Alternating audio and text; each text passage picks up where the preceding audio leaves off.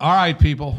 I have to start this show. We're not going to do the normal opening that you normally get when you tune in. This is going to be a different opening because this is going to be a different show. Just to give you a little background on why we're doing it this way. As you guys know, we usually tape on Thursdays nights. And had a great story. We got John Davis here with us, JD. Say hi, JD. Hello. And we got JJ with us. Hello. And we got Hello again. Let's say that. All right. We got producer John back in the house. So thanks for having me. So what had happened on Thursday was You see what had happened. so producer John was under the weather, so he couldn't make it. So we picked up all the equipment. We got it here. We got everything set up. JD came in, and we were going to talk about the local businessman, and we were going to talk about it here coming up. But talk about the local businessman who was very successful, ended up having to Go to prison. He had to upgrade his lifestyle, and in doing so, he decided he was going to deal a lot of marijuana, and gets into a long story, blah blah blah. So we'll get to that. However, on Thursday when we did that, we had a great show. Didn't we? We did. It was probably the best we've ever done. John, we were doing and unfortunately. Tortures, and I don't remember what their sentences were. Most of them are out. Like 7 years. They're out now. Yeah, In except fact, Beckman's in jail still, right? Beckman will be in jail Another 5 years or so? at least. I think he's He got 20 years. I think right? he's down in Texarkana. So, yeah. And he's got to do 85% of 20 years. Yeah, 80 wow. He won't record any of this. All right. Oh, no. Tom's bad. What just happened? It wasn't recorded, none of it was. I had an assignment at the last minute. I was supposed to click a button, and it was the record button. That did not happen. At the first minute, not the last minute. Right. So, a great interview. I think it was 62 minutes long. We had fun, and we are going to do that interview again. And then we have the opening coming up after this. That after we realized that snafu, we had a lot of fun with it. Not a lot of fun with it, but Wally Pipp only missed one game this time. There you go. and we do reveal who Huggy is. Huggy came in and helped us with the second half of the show, and sat in for producer John, and so we reveal who he is, and we have a lot of other stuff coming up, and but that's why It we're was here. a good practice. Yes. Now we got it perfected. And before we start, Tommy was so mad, and we were all glad it was his mistake and not ours, brother. He got up and walked away, and man, he was hot, mad at himself. I'm like, I hope he's just mad at himself. And John just looked at me with disbelief. He's like, "This is the same shit he did when he was a policeman." Some things never change, right, JD? That's true. So that we had that was not good. And then just a little snippet afterwards, I was just frazzled. And somebody in our audience was telling their own little story about Todd Beckman, and I just looked and I said, "I am not listening to anything you're saying." Because Did you apologize to him? I think he left quick. Yes, Poor Pat. I did. Okay, good. But that's how we are here on our first ever Saturday morning taping. We're trying to. Here we go. JJ's got his. JD's over here with coffee, but here you go. This is the closest thing you guys have ever come to a juice cleanse in your life. And here we go, baby. Here we go. But JD, thanks for coming in. And just to give you a little background on John Davis, John was a prosecuting attorney with the U.S. Attorney's Office. He's now a defense attorney, but he's also been a judge in some municipalities around St. Louis. So he's really been in and out of the courtroom in so many different ways. I was a state judge. You were a state judge? Yeah. All right. Shit. My bad. My bad. The 11th Circuit, which is St. Charles County. Okay. Sorry about the demotion. Yeah, we usually promote people on here. Sorry about that. Now he's making money.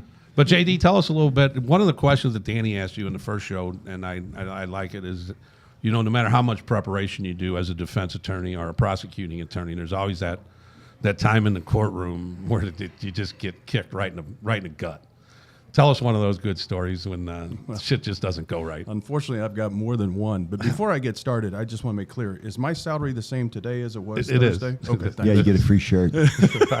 We gave you two, though. We just thrown in an extra shirt for you. Thank you.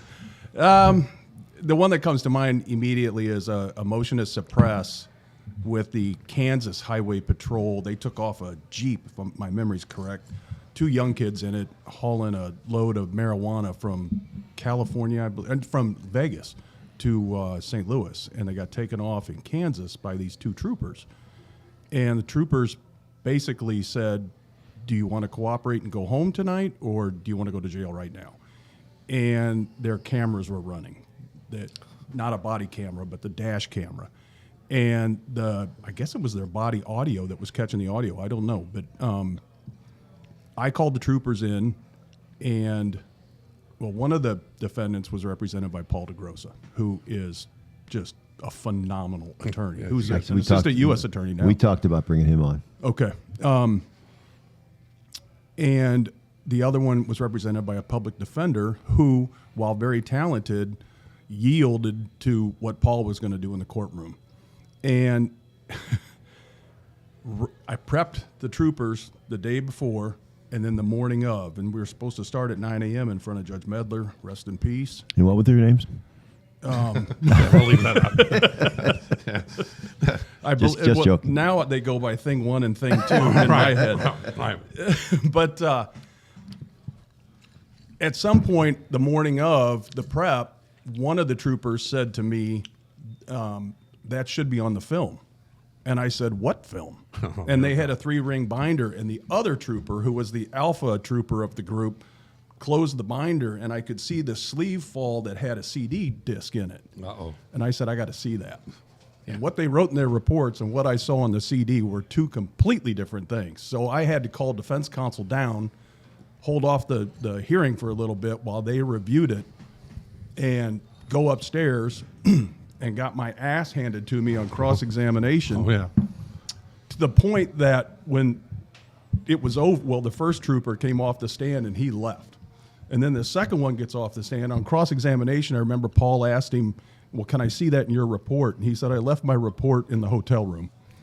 So he gets off the stand and takes off, and they left the building. I never heard from him again. But I got a call 10 minutes later from Judge Medler up in my office and said, you're not going to make me write this report, are you? And I said, no, I'll dismiss the charges. Right, we'll stipulate to that. We'll stipulate to the fact that we may have made a mistake. The great thing was, though, they did cooperate. They did bring the product to, I believe it was the Marriott at the airport. I know it was the Marriott at the airport. And the guy here came and retrieved it with, I think, $172,000 in the toolbox in the back of his truck.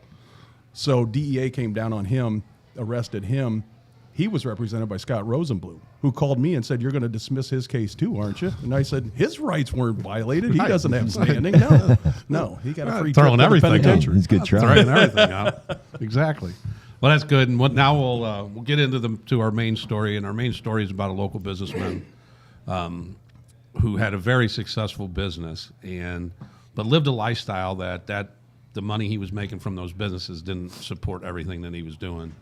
Decided to go into the marijuana business, and JD worked with the investigators you all hear about during the story in prosecution of this whole drug ring. And it's a very interesting case. We've got a burglary, ransom, kidnappings, and some good beatings, and Guns. and so it's all. So let's start with the main character in this whole thing, JD, and give us a little bit. His name is Todd Beckman. Give us a little background on Todd. Todd started out, excuse me, in the back room of his father's beauty parlor. And before tanning beds were a real thing, he put a tanning bed in the back of his dad's salon. And as we all know now, tanning beds took off. He spun that into Tanco, the company you see around town and probably around the state and maybe even the country. I'm not sure now. And he started franchising those, and then he expanded into Massage LuXe, which were franchised massage parlors. And I'm sure at that point he was a millionaire. And then right before this happened in 2016, he had I think it was called Life Exist, which was like a male hormone treatment gym kind of thing. Nothing that I would know about. Right. But he was a very eccentric. He was one of the, you would describe him as a pretty boy. Always had a tan. His hair was always, frosted. Frosted. Exactly. So he kept high esteem of himself. And with that money he was making, he was into racing. Anything that went fast, he had them. Go-karts up to racing speedboats. Right. And he grew up doing that. Correct. So that was all part of his. I think he was friends with the Siebold family. That's correct. Growing up in the Lindbergh area, but so let's just go into the dope dealing of. Let's go into the characters of his dope enterprise, and let's start with Blake Lavender. Okay. Tell us a little bit about Blake. Blake was a kid, in my opinion, especially at that time, but he idolized Beckman. And he wanted to be Beckman. He bought one of those Raptor pickup trucks that I'm sure he couldn't afford. How he got it, I don't know. But the investigation revealed that Todd Beckman would have truckloads, like commercial truckloads, of marijuana shipped in from California. And it was Northern California where the THC level at the time was the best you could get. And there was a gentleman named Kerry Roades who was a mechanic at the industrial compound that Beckman owned that ran all these businesses, who would unload it, give it to Lavender, and Lavender's job was to give it to dealers, to get it out there, to collect the money, and bring the money back to Todd, who would then have to take the money back to California, but they all took their cuts off of it. Right. Let me ask you one thing. Yeah. He got into the weed business. He said he was a millionaire. And there was no other reason. He was never like struggling for money. So why was he needing to get into just there was never enough money for him or something? That's the $1 million question. My biggest marijuana trial was literally a ton of marijuana, literally a ton. This guy was dealing in pounds. 150 pounds, something like that. Yeah. And I think that, we talked about it on the first interview, is that, if you take the craziness that's about to ensue with the kidnapping and everything else, you take that out of it, and you got yourself a state level drug case, correct? Yeah, a probation case. Right. So now you got Blake Lavender, and Blake, like you said, he idolized him. And Blake, at the time of the incident, I've talked to a lot of the investigators and interviewed them. At the time of the incident, they were thinking that he was good for about 150 pounds a load, correct? Correct. And then Beckman would want $2,500 per pound, whatever Lavender dealt. So, as this goes on, there was a thing that he owed him $130,000. So you can do the math and figure out how much dope might have been stolen. But then let's go to the brother of Blake Lavender, Caleb Lavender. Caleb, excuse me again, was the big brother of Blake, and I mean older and physically bigger too. When the proverbial shit hit the fan, Blake was petrified of Beckman because he owed him money, and his product and his cash was gone, burglarized out of his house that we'll get to. And his first call was to Caleb about, what are we going to do? Right. And Caleb also helped him get rid of that. He was one of his other dealers. He would help him get rid of whatever the load was. He was involved in the conspiracy to distribute as well. And you mentioned earlier Kerry Roades. So Kerry, just to describe him a little bit and what his overall relationship was with Todd Beckman. So they were very close. He was the guy, the operational guy that ran the warehouse, the offices where the businesses were run, the legitimate businesses were run, office-wise, and also where the loads would come in on the large trucks. Kerry's job was to unload them, open them, get the product to Blake, and get the ball rolling. And, in my opinion, and I argued at sentencing in front of Judge Fleissig that, in my opinion, he was the alpha male in this criminal organization. I think a lot of people described him as a biker-like guy, tough, rough around the edges. It's true.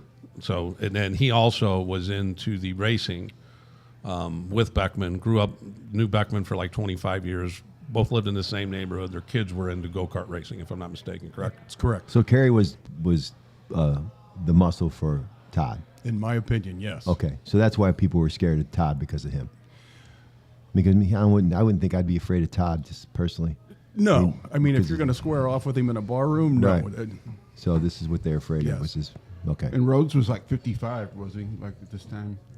I believe so. Yes. Really? And, Yeah. and how old's Beckman? At this Beckman's Probably about the right same. now the same age as me, which is 38.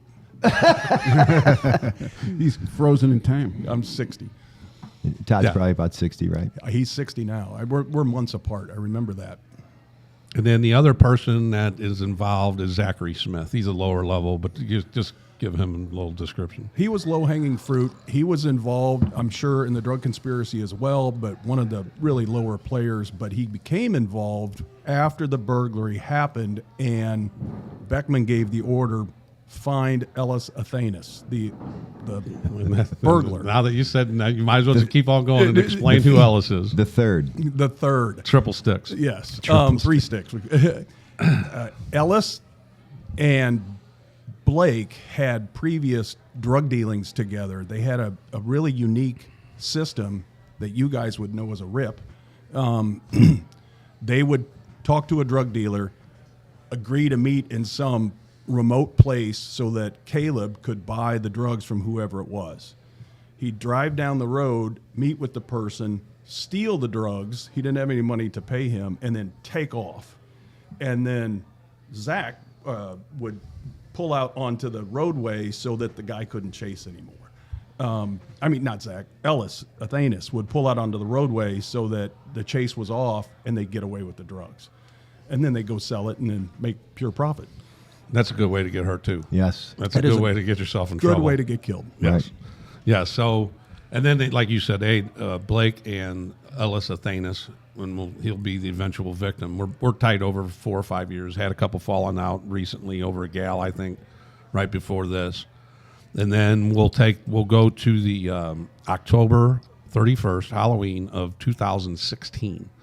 Explain what happens on that day. Well, stupidly, as everyone at this table knows, a drug dealer should not reveal to anyone else where I get the drugs, where I store the drugs, how to access them, and he did all that with Ellis.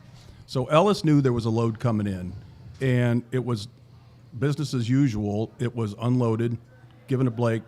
Blake kept it at his house, and along with some money, and Ellis knew about it. So Ellis burglarized the house when nobody was home, stole the product, stole the money. Blake comes home and has that oh shit moment. Well, Yeah, he he's- allegedly burglarized the house. He was never convicted of that, was he?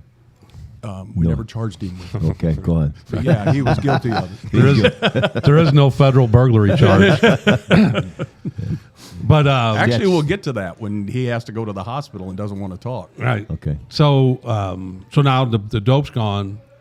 Blake has called everybody. He's called Beckman. He's called his brother. He's called Kerry. Discussions are going on what to do. And as the story unfolds, they are told by Beckman just to get him, correct? Yeah, because, Blake says the bad news is I've been burglarized and all your stuff is gone. And when we say all your stuff, do you remember the weight of the marijuana? I mean, it was minimal. Was it really? It was like 27. The cash was 27,000, Right. is what we're guessing. And then, but Beckman claimed that he owed him 130,000. Right. So you do the math. Yeah, the Not that amount much. of weed, Is not that much left. yeah, compared to, the other cases I defend and prosecute. But No, like I said, if we would have brought you 100, say we got a guy that's dealing 100 pounds, you would have told us to go hook up with our favorite Cross the street to the prosecutor's favorite office. state Right, right. attorney's office, and do your thing.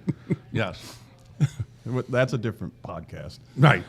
So the burglary happens, and then describe what goes down in the burglary. So Todd's I'm order. sorry. The I'm bad sorry. news is, Todd, I got burglarized and your stuff is gone. And he's swallowing hard because he's scared to death of what's going to happen to him personally because he's responsible for it. And all this stuff was done on the front too. So there's money owed down the line, and the stuff is in the wind. He said the good news is I know who did it. I know it was Ellis Athanas, and it's because of his own stupidity because he's the only guy he told Right. that this is going to be a target-rich environment on that day. And to add to that, he also on Halloween, Blake Lavender went live on Instagram and was down, and Ellis knew he was down in the Central West End at the time. Yes. And Blake knew that he was on his live Instagram. Yes. So And so the hunt was on. yes, Beckman's order is find him, and at some point, he qualifies that as make a citizen's arrest. That's the bullshit he spewed out during interviews. I just told him to make a citizen's arrest. Like, go ahead. So the hunt is on, and it takes quite a bit of time for them to find Ellis, who's on the run. Ellis's mother at the time was living in Florida. And we later find out from Ellis himself that he got the hell out of Dodge and went down to Florida, took the money with him, bought 2 expensive cars, used but high-end BMWs, I believe, and spent the money and sold the marijuana, spent that money, and eventually came back up to Missouri where the Lavender brothers and Zach had a dragnet out and all their friends and girlfriends to call them, if you see this guy, let us know. Why did he come back? Did he think that it was cooled down? Yeah, I imagine so. I don't know the exact answer to that, but he went down to Florida to let things calm Chill. down. And, you know, They're I'm never sure gonna, he didn't they're never know. going to forget that. I mean, No. Well, Beckman wasn't. I mean, every other person that I've ever prosecuted in a position like that, that's the cost of doing business. You just let that go. That's true. Right. That's true. Absolutely. He should have. You know, I've said for years their cost-benefit analysis was way off. Right. It didn't And work then- out for him, that's for sure. During the hunt, they get word that he is at a local college, don't they? Or not a local college. In Springfield. In Springfield. What's the university in Springfield, Missouri? Missouri Now. State. Okay, Missouri State. One of the co-eds down there spotted him, made the phone call to the Lavengers, and the hunt is on. And I think it's Zach and the 2 Lavengers drive down there and look all over at the local bars and places where one would be and couldn't find him. But they were prepared if they did find him. I think one of the interviews I saw said they found the car. They did find the car. And he never came to the car, so they came home, and then what did they go back down with? This is one of my favorite parts too. A boot jack to disable the vehicle from going. And in fact, it was in the back of the truck along with a crowbar and some other stuff in hopes that they would find that car again. And I'm sure that Ellis was smart enough, if the car is parked here, that he's got eyes on it from somewhere. Right. And so he knew to stay the hell away from it for a while. But they're usually used for parking tags, and now for Exactly. people that don't pay dope bets. Where do you get one of them? I don't know. He must have had a friend at City Toll. Telling you, I wish I That would have could be had it. one. That could I be could have it. used one of those over the years to just boot policemen's cars. I need That would've something been that fun. removes them is what I need. Right. Actually, that comes with that tool. I'd get it just for that tool. Oh, that's removal true. If tool. it comes with the purchase, yeah. Right. So now and then they spot him again. So they go down there.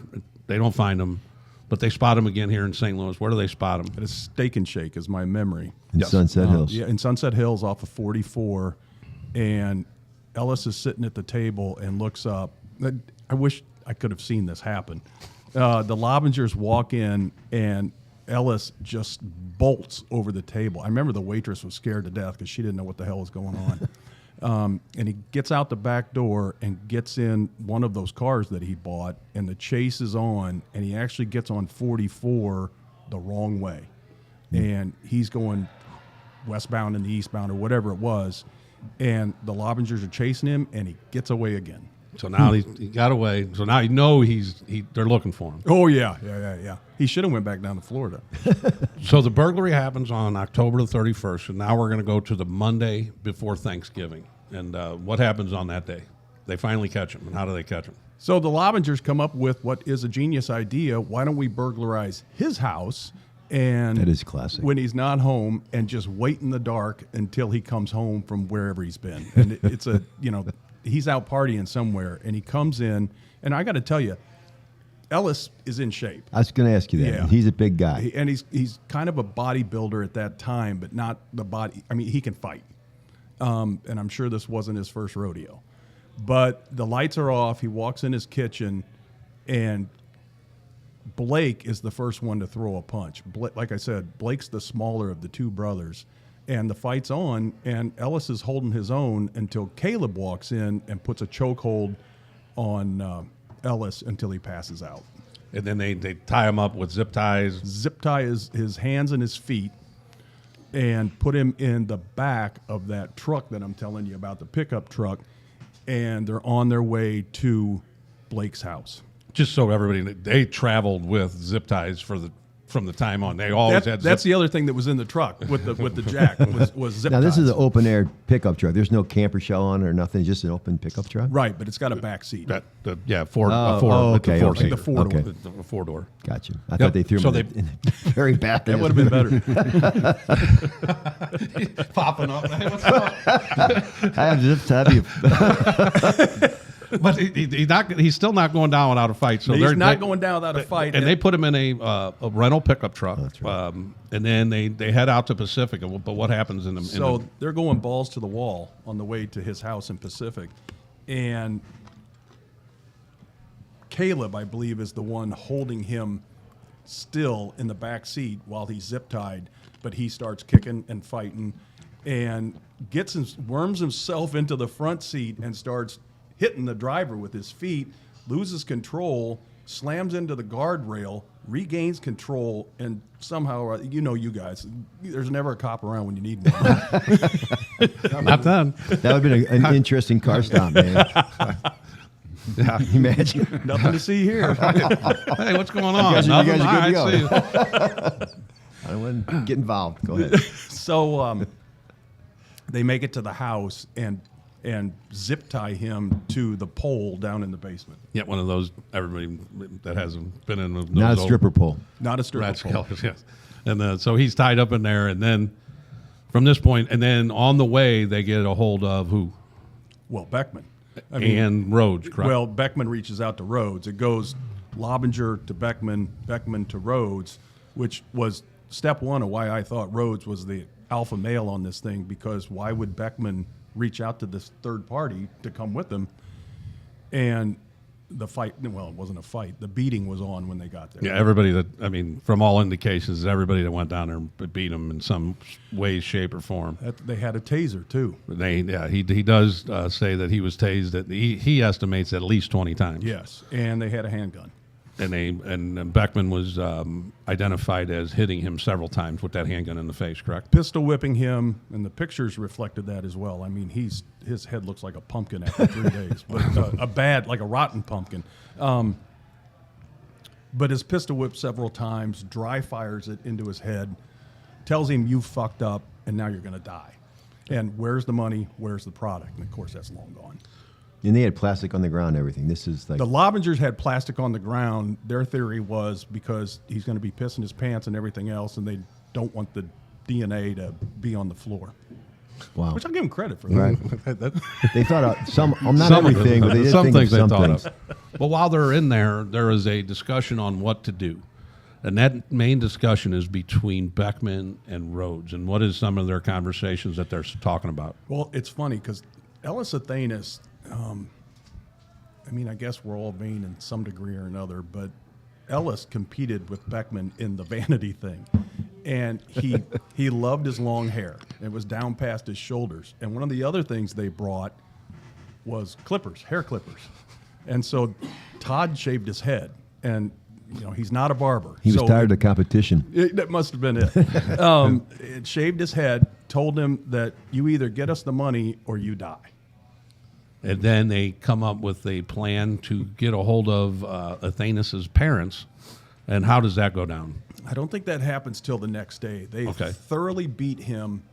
He's miserable. His hands are zip tied so tightly that they're purple. And later on when he went to the hospital, they confirmed that. And there was some nerve damage, long-term nerve damage, because I know there was a civil suit eventually. And so he spent the night there just miserable. The next day, Beckman and Roades show back up. The beatings continue. At some point, he sticks the gun in Ellis's mouth and dry fires it, which comes important later because we had that pistol seized and tested, and we pulled the victim's DNA out of the inside of the barrel of that handgun. But they came up with the idea, if you don't have $27,000, who does? And he said, call my parents. So they make a phone call to mom down in Florida and then beat him so she can hear the struggle that's going on, and he's begging for her help. And then they call dad, which is Ellis Athanas Jr., and do the same thing. And he's local. He lives here. And then, but they also talked about killing him right off the bat when they in Roades and Beckman are talking about, well, we're going to wrap him up and sell it, or what were they going to wrap him up in?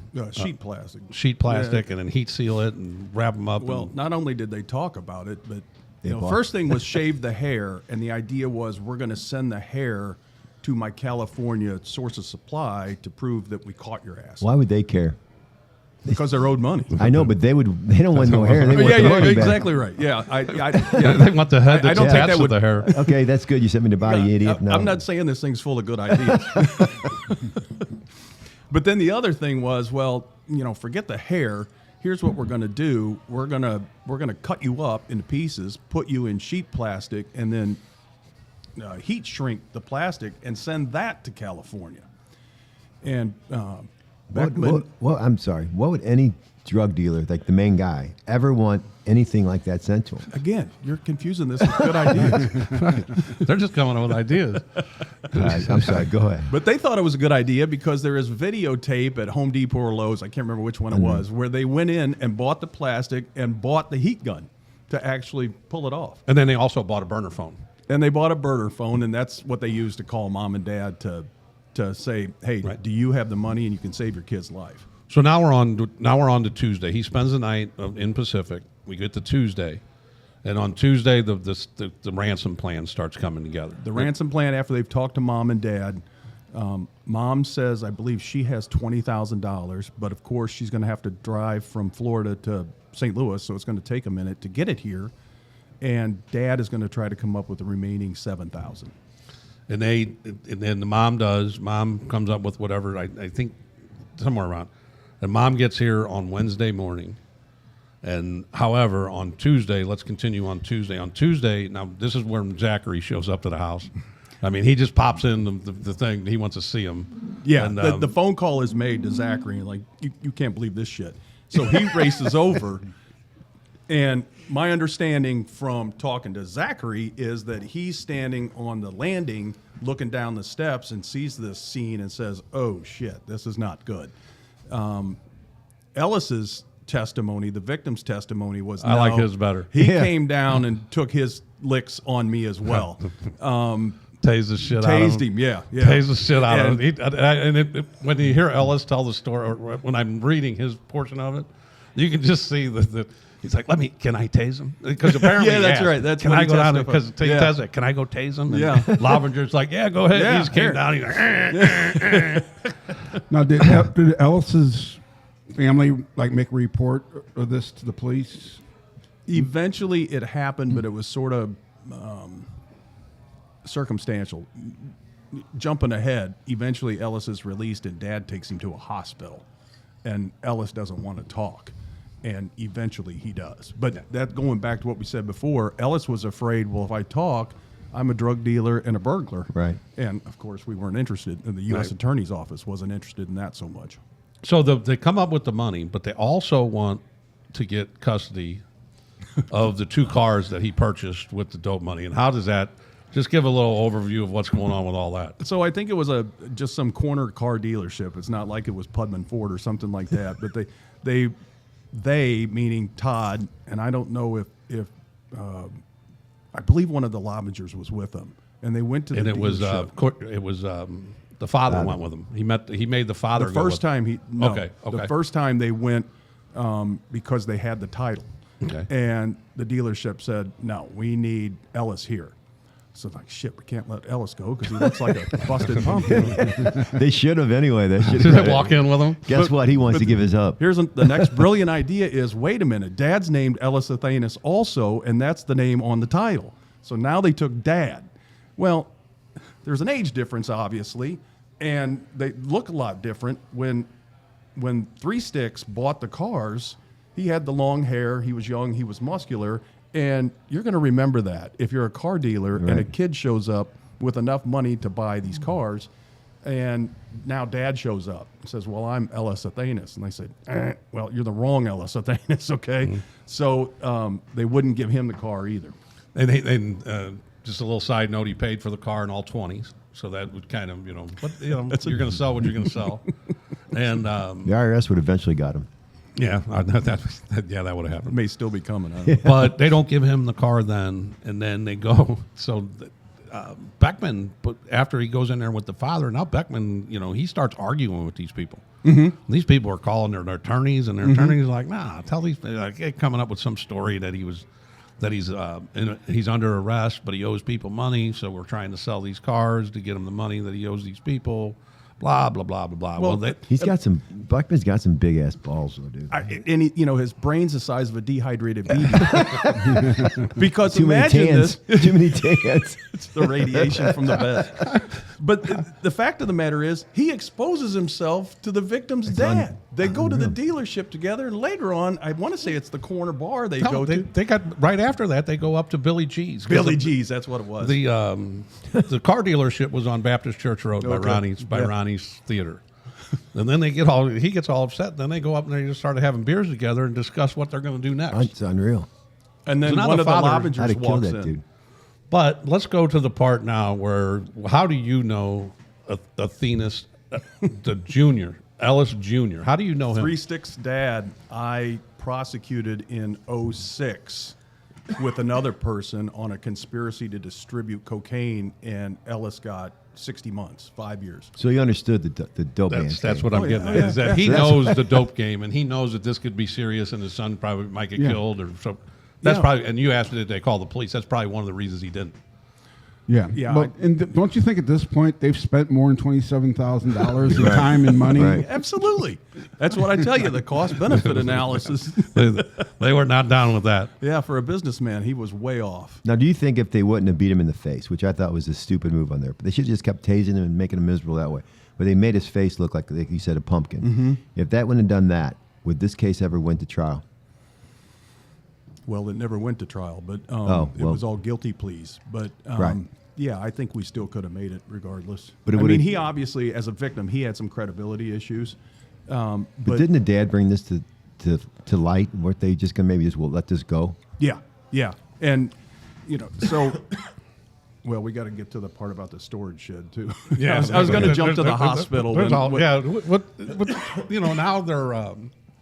they're at towards the end. We're almost getting to the end, but now they're doing this all with the car dealership, and this is Tuesday when all this is going bad. So now it's going to Wednesday. Well, on Tuesday evening, Blake Lavender says, "I want to get this guy out of my house. This guy can't be in my house. I live in a neighborhood." And then what do they do with him, JD? So Blake says, "Listen, my neighbors are way too close. This is making way too much noise." He had a dog too that was going crazy with all this, and eventually bit Ellis while he was tied to the pole in the face. Oh, jeez. And God. Even the dog got in on it. Did you prosecute the dog? we put him down. Yeah. No, they didn't. No, they No, they didn't. didn't. That's a joke. No. That's a joke. So, where was I? So they decide, they, meaning Beckman, all right, I agree. We got to get him out of your house. Beckman had property that had a shipping container on it, just a common shipping container that you would see, but it was rusted and had holes in the roof. And, mind you, this is late November, and it's rainy outside too. Thanksgiving week. So Cool. right now we're on Tuesday of Thanksgiving week, Tuesday evening. So they send Roades to the storage or the storage unit, and he installs chains on the sides of these metal walls that have handcuffs, zip ties on them, and sets it all up and leaves. Again, not showing his face, doing it the way it probably should have been done from the very beginning. And Beckman and Blake, I believe, put him back in the truck and haul him out to the unit and literally chain him to the walls. And it's raining, and there's a hole in the roof, and of course it's freezing cold outside, and he's wearing whatever he was wearing the night he got kidnapped. So I think one of the things too is this is where in some of their interviews and some of their testimony to you guys, was the Lavengers started feeling sorry for this guy, and they were giving him like double cheeseburgers, and they even threw him some Xanax. Yeah, I think it was help him Percocet or calm something. down. Yeah. They threw him some Xanax. I mean, obviously he was in pain, and he was hungry. I believe they brought him a burger while he was still in the basement, but then they brought him a double cheeseburger while he was in the and a beer. and a beer. That's And right. Xanax, yeah. It's Thanksgiving. That's pretty nice. All right, that's not bad. So so they take him over there Tuesday night, and then that's what happens Tuesday night. And He then spends the night chained inside that. Yeah. Tuesday night, and then Wednesday. So the car thing's going back and forth, and they're not going to. Now they've been through everything. They're not going to get anything on these cars. They realize that, and like JD said, the mother came up with a large amount of the money. The father chipped in, and then the next day, the next morning, they meet. Beckman meets the father at O'Charlie's at 141 and Highway 30. Like I said, this is like no big deal to these people. So the father hands him the money. Beckman says, well, let me take a peek. And then he leaves. Father gets notice that he's going to be released soon.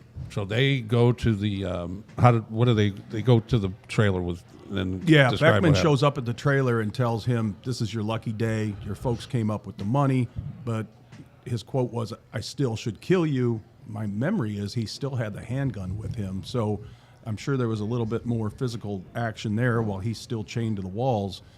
But the money's been delivered. Dad knows where to wait. And they take Ellis, 3 Sticks, back to the truck and deliver him to the back of a strip mall. What was it? in a Gravois van. Bluffs Gravois Bluffs. That's by right. the theater. Didn't he put him in Yeah. a van?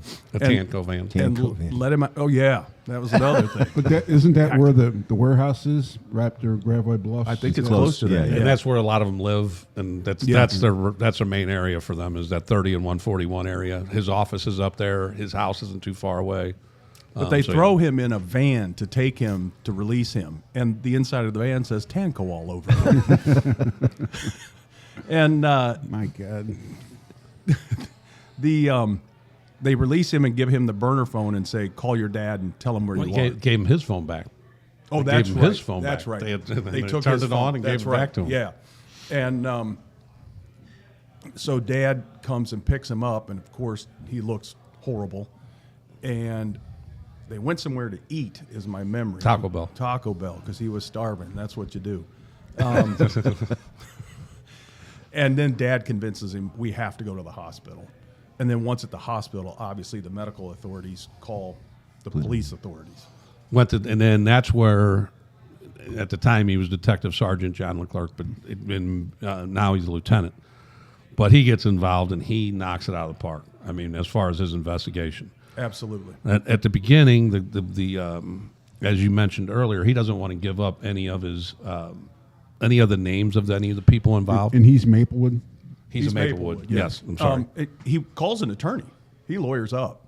And my memory is it was Joe Hogan, who's a great attorney. Character, And- too. Yes.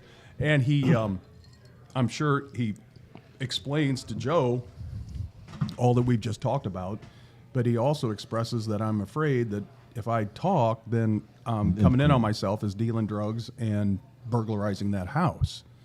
And Joe, I believe, I wasn't in on the case yet, believe it or not. It was Christian Stevens, who is now a Court of Appeals judge in Missouri, who had the case originally.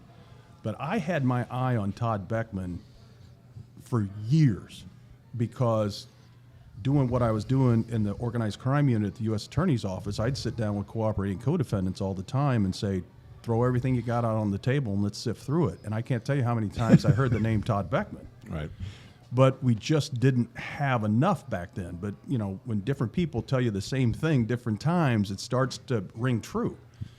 So when I heard on the news that Todd Beckman had been arrested, I immediately called my colleague Christian Stevens and said, can I second chair you? And Christian was in the violent crime unit and I was in the organized crime unit. And he said, yeah, that's fine. And then shortly thereafter, Christian resigned and moved on to greener pastures. And I called his supervisor and I said, can I please keep this case? He said, you're the only one in the office that knows anything about it. So yeah, Right. it's yours. So I sort of brought it down to the OCDF unit, to the organized crime unit.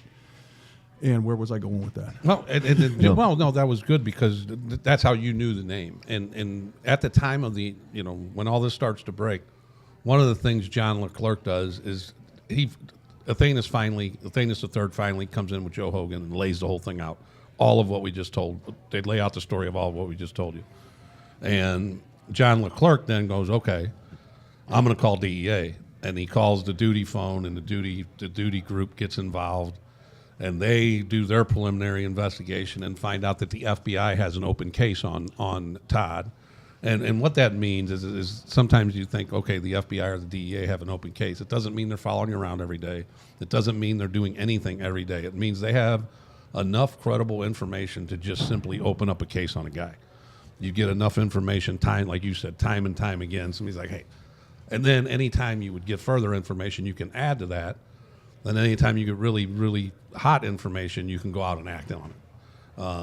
And that's where the FBI was involved in this, because they become involved in the takedowns and the arrest. But John LeClerc puts all this together. I mean, he gets his call on the night before Thanksgiving. So he has to take his time and get all this together, identify some people, make sure everybody. But now the DEA is involved, and then it's time to go. FBI's involved as well. And then you guys type up a search warrant for the house in Pacific, correct? I think that's where we start. Correct. And then what goes down from there? They go out there. They found all the trappings of what would be left behind from 2 days of beatings. And ultimately, Beckman is arrested. Yes. And how quickly after he was returned to his father that this? I want to say. Well, they went to the hospital the same day. So, do you know? But I want to Tommy? say it was like 5 days later. I say something like that. About 5 days later, they and this is all goes down in one day. And like JD said, they do the search warrant out there in Pacific, get paper, get the phone, you get all kinds of stuff. Got some money that was from the ransom. I want to say they took up a piece of linoleum in the kitchen that was covered in blood too. There's no sense cleaning it up. Right? Oh, what? No, right. Why would you? So then when they're on their way back, Joe Samogi's with that group, and Joe was a part of the DEA task force that was really involved, and Joe had a big part in this too with John LeClerc. And Joe made it perfectly clear when I was talking to him. He said, John LeClerc did 90% of the work on this. We were all just there helping at the end. And one of the things when they were coming back from Pacific, Joe said that they had arrested Beckman. And how they arrested Beckman is they were sitting on him at his normal residency. And they were sitting on him at his normal residency. He left. And then he was going to another residence that he kept on the side for to Stabbing Kevin? There you go. There you go. That's a legal word. Legal word. I don't know what that means. So it was a rainy, cold day, like JD said earlier. That was the time of the season. It's Thanksgiving season, and he was trying to get up to his door. He sees everybody coming for him. Now he's going to run to try to get up to the door, and he's hitting on his pad. Well, they tackle him, and they get him good. They hit him into the bushes, and he's all wet. He did not like that. He was mad about. He was really mad about that. Well, Joe Samogi wasn't there yet. Well, when Joe came up, he ends up talking to Todd. Well, Todd's very mad about this whole being wet, but Joe ends up being the good guy. Oh yeah, they should have never done that. That's fucking bullshit. All that good stuff. Well, and so they take Todd to this thing, and they talk to him, and John LeClerc talk to Todd. They're getting him to calm down and everything, and he ends up signing consents to search for his office, where he says he's got $5,000 of ransom money correctly. And then to describe what happens, it goes down at the office. Well, I think the interview happened first. Right. John LeClerc and Dan Brown, his partner at the time at Maplewood, interviewed Beckman, I want to say at DEA downtown. And it's filmed, of course. And I mean, the first thing you do is lawyer up. And you guys know if I say, hey, I want an attorney, then questions have to cease. And he got close. He said, actually, what he said is, I should probably call Scott Rosenblum. And that's not enough to invoke your Sixth Amendment right to counsel. And a couple times he said, Scott's going to be really mad at me when he finds out I'm talking. And he kept talking. I want to say for 3 hours. Oh. You know, and it starts with, I don't know anyone named Lavender. And I don't know anyone named Ellis. And then, oh, wait, maybe that name sounds familiar until it comes to, oh, yeah, I saw him yesterday. Well, then that's where the whole he loved the word citizen's arrest. He's Yeah, like, this I didn't tell him. I told him to make a citizen's arrest is what I told him to do. Big misunderstanding. Don't you think the narcissist that he was, Yeah. that he thought he could charm his way out of Yeah. it? That's- That's why I didn't think he needed a lawyer. He was too cool for school. And That's exactly right. That's exactly right. But then he tells them there's $5,000 of the ransom money in my safe at my office. And so they go to the office and I think he the pis- consents to the search. Right. And the pistol, I believe that they got the DNA. DNA off of was in his car that he was used to go to the stabbing. That's correct. But in the I'm guessing Rosenblum's still mad at him for this. Well, it gets better as it goes on. While this is happening, I mean, they go to his ex-wife's house and pretty much say, "We're searching this, and here's what's going on." The ex-wife called Travis Noble, the other attorney, another attorney. yeah, another attorney, and Travis then is frantic about he needs to find his client. And his client, in the meantime, is in the car with the FBI, DEA, Maplewood Police, and they're going to consent search where the defendant says, I don't care, you can look, and they don't need a warrant. And they've seized the money, they've taken the money and other items during the search. And Travis eventually finds out, I think it's Kerry Roades that calls him, I can't remember, but Travis finds out. Travis is at the business. When they finally get to the business, he's waiting. Is that what it is? Yes. Okay. So when they like JD said, they went to the ex-wife's house first. Well, now everything's starting. You know, the word's out. You know, shit's happening. And the ex-wife called somebody. I think she called Travis. Well, then Travis shows up down at the business. So when now he's agreed and he's already signed a consent to search for the business. And one of the things that Beckman asked Joe Simoji, he's like, hey, man, can you please just not make a big deal when you guys go to the business? Do I need to be handcuffed? Can you guys take off all your DEA and FBI shit? and Joe Simoji's like, oh, yeah, no problem. Yeah, we got it, being a good cop. Well, when they show up, there's the one person they haven't arrested yet. It's Kerry Roades sitting in front of the bay of the garage. Well, that whole don't use the FBI thing or the DEA, that went out the window. Yeah. There was guns out. The people were getting tackled to get on the ground. So that whole thing was over. But then they go up and they get the money out of the safe. And then Todd Beckman has to go to the bathroom. Joe Simoji was telling me this story. And so he searches the bathroom to make sure everything's all right. Lets him go to the bathroom. He comes out. He goes, man, I'm thirsty. Can I get a drink? No, sure. There's a kitchenette in this office. Tell him what he does when he wants to go to get a drink. Well, he opens up the refrigerator and there's his bottle of vodka, and he just starts chugging the vodka. Oh. Yes. Yes. I need to calm down. And I think it's Smoji that wrestles it out of his hand. Yes. And then it was later used in court that he let him get drunk. Ultimately, Travis Noble filed a motion to suppress, a pretrial motion, but he claimed that, I wasn't there, but law enforcement basically let him get drunk, and that's why he got so loose-lipped and consented. But the fact of the matter is the 3-hour confession was well before he drank any alcohol. Right. He did that at the end. He did it at the end. So he could sleep that night in prison.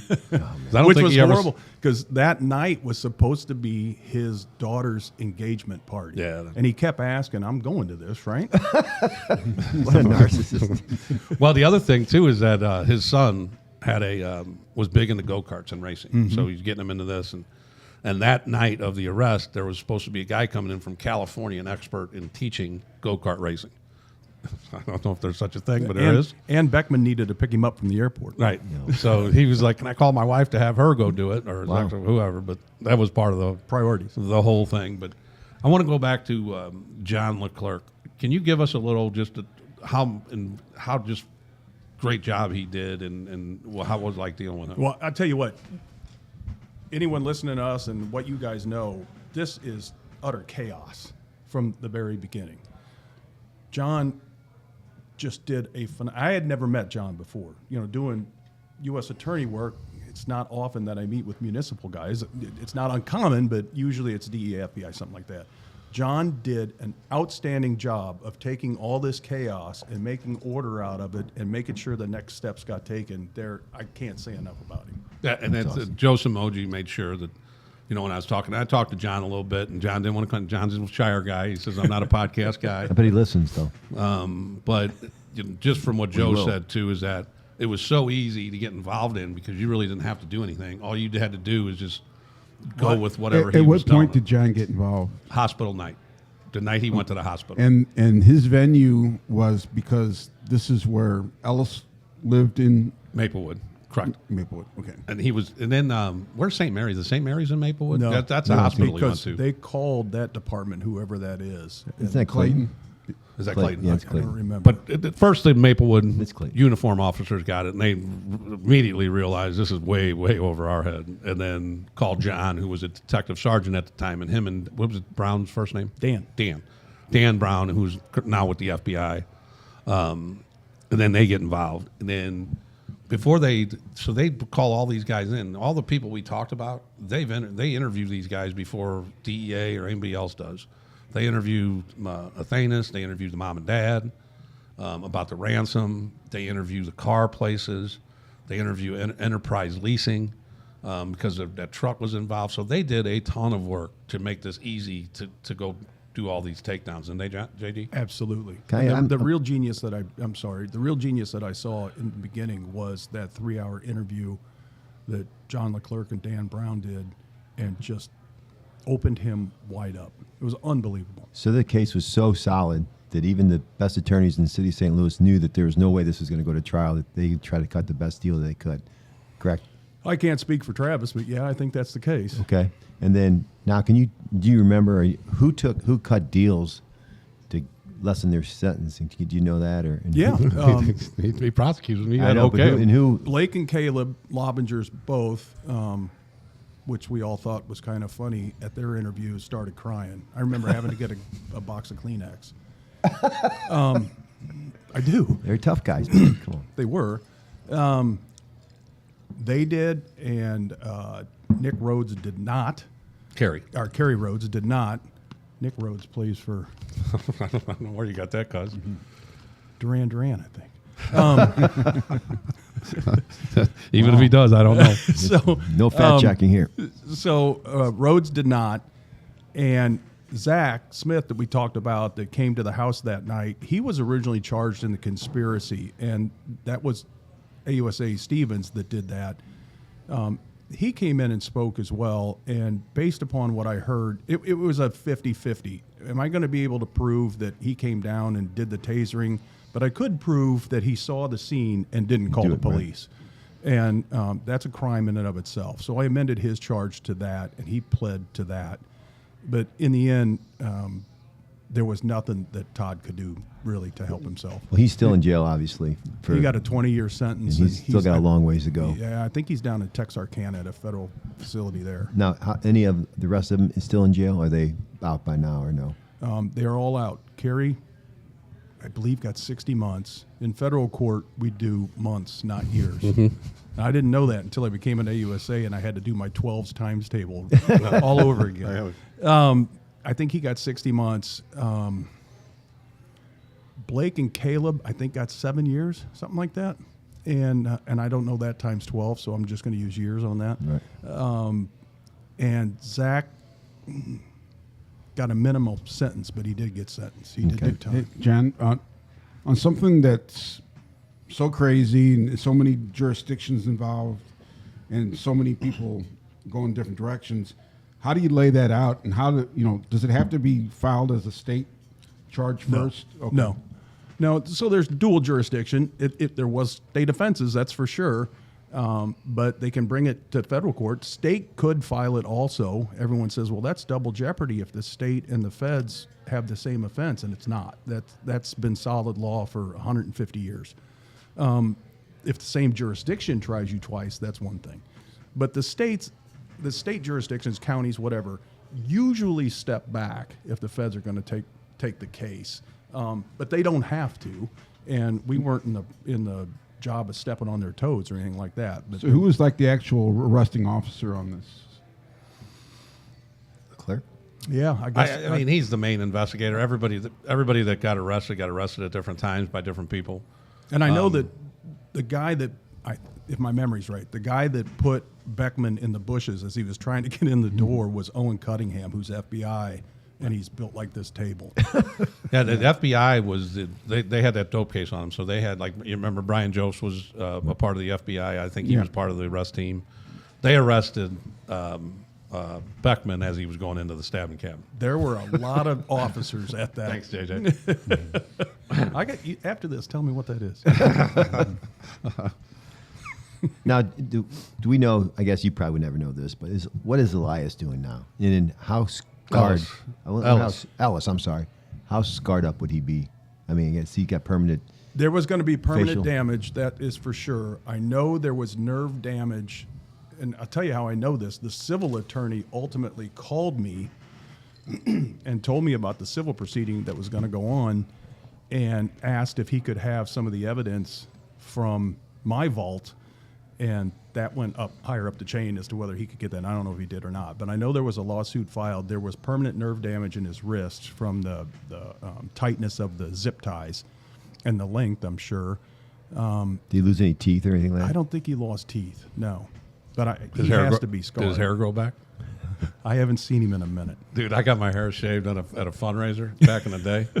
I was Tony Creamy. I remember that. Battling cancer. Now it looked like it did now. He had that long flowing hair. Yeah, Dude, yeah. and I couldn't I believe he was did it. 26 at the time. You know, my hair meant a lot to me.